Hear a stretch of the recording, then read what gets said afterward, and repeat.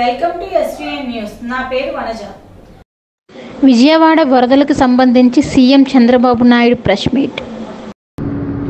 ప్రాణ నష్టాన్ని తగ్గించడానికి ఎన్ని విధాల ప్రయత్నం చేయాలనో అన్ని విధాల ప్రయత్నం చేయడం, ఇది కాకుండా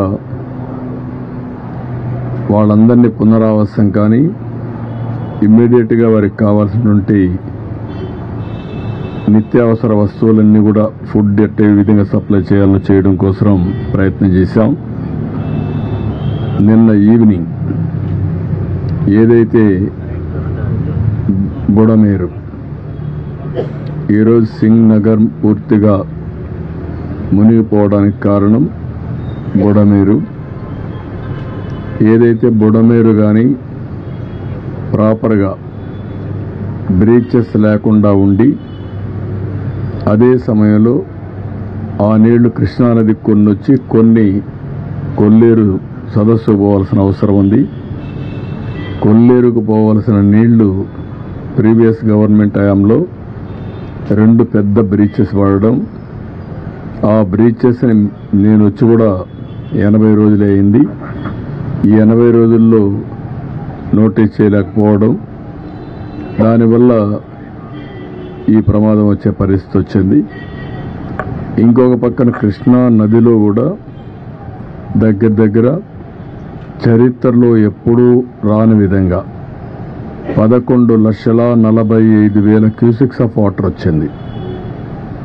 కృష్ణా నది డిజైన్ చేసింది ఈ యొక్క గేట్స్ అయితే ప్రకాశం బ్యారేజ్లో 11,90,000కు డిజైన్ చేశారు. ఫుల్ కెపాసిటీ 11,90,000 టేకప్ తీసుకుంటుంది. ఈరోజు మనకు వచ్చింది 11,43,000 వచ్చింది. ఇది historic record, first of it's kind.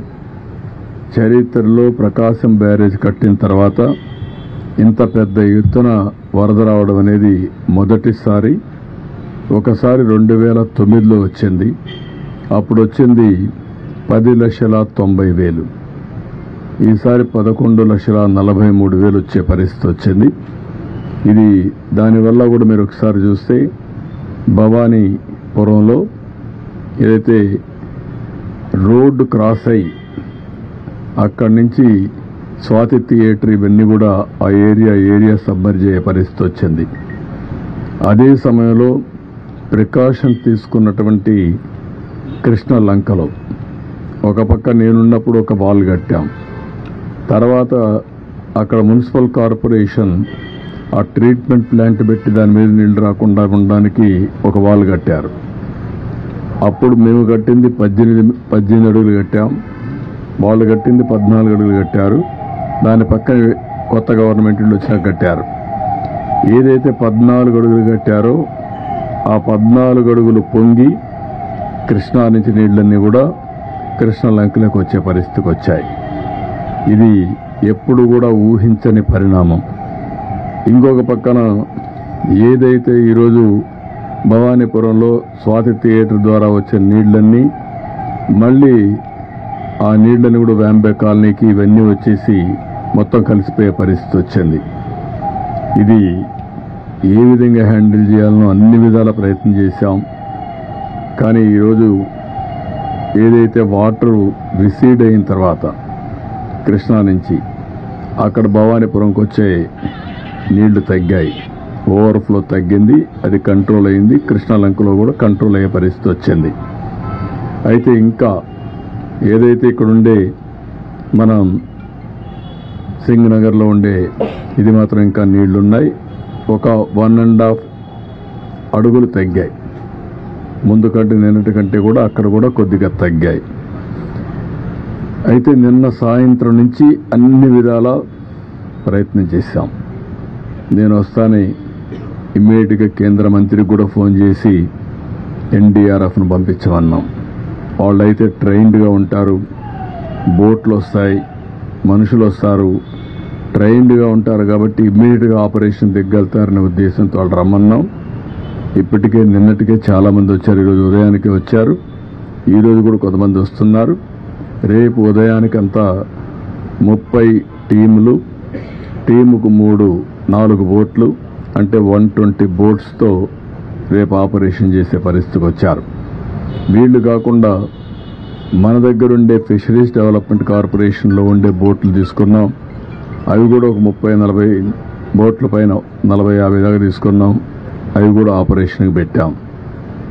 ఈరోజు ఇవన్నీ చేసి చాలా వరకు కొంతవరకు రీచ్ అయ్యాం. ఇంకా చివరి ప్రాంతాల్లో రీచ్ కాలేకపోయాం. నాకు కూడా చాలా బాధ ఉంది. ఎందుకంటే ఎన్ని ప్రయత్నాలు చేసినా, ఎంత పుష్ చేసినా, అధికార యంత్రాంగాన్ని ఎంత మేమందరం కలిసి వర్కౌట్ చేసినా లాస్ట్ మైల్లో మేము ఫుడ్ సప్లై చేయలేకపోయాం. దానికి కారణం వచ్చిందంతా కూడా బిగినింగ్లో ఉండే వాళ్ళల్లో ఎమోషన్ రావడం, వాళ్ళకు కూడా అవసరం రావడం, అక్కడి నుంచి ఎక్కడికక్కడ వాళ్ళు ఫైట్ చేసి తీసుకునే పరిస్థితి రావడం, లాస్ట్ మైల్కి రీచ్ కాలేకపోవడం. ఎవరు పోయినా బిగినింగ్లో ఈ పక్క చేసుకుంటూ ఇటే రావడం జరిగింది. దీనివల్ల చాలా ఒక బాధ, మానవత్వానికి చాలా బాధ వేసే పరిస్థితి వస్తుంది. ఓసారి నిస్సహాయత, ఇంకొకసారి బాధ. ఎందుకంటే చాలామంది ఈరోజు చూస్తే చాలా ప్యాథటిక్ స్టోరీస్. నేను సాయంత్రం మళ్ళీ వెళ్ళాను. నేను 6-7 సార్లైనా వెళ్ళుంటాను. నేను సకల విధాల ప్రయత్నం చేస్తున్నా. ఎట్టి పరిస్థితుల్లో లాస్ట్ మైల్కి ఇవ్వాలనేది నా యొక్క ప్రగాఢమైనటువంటి ఆకాంక్ష. ఎట్టి పరిస్థితులు చేయాలనే దృఢ సంకల్పం. కానీ ఎన్ని చేసినా చేయలేకపోతే ఈరోజు నేను చూస్తే ఒకసారి చాలా బాధేస్తుంది.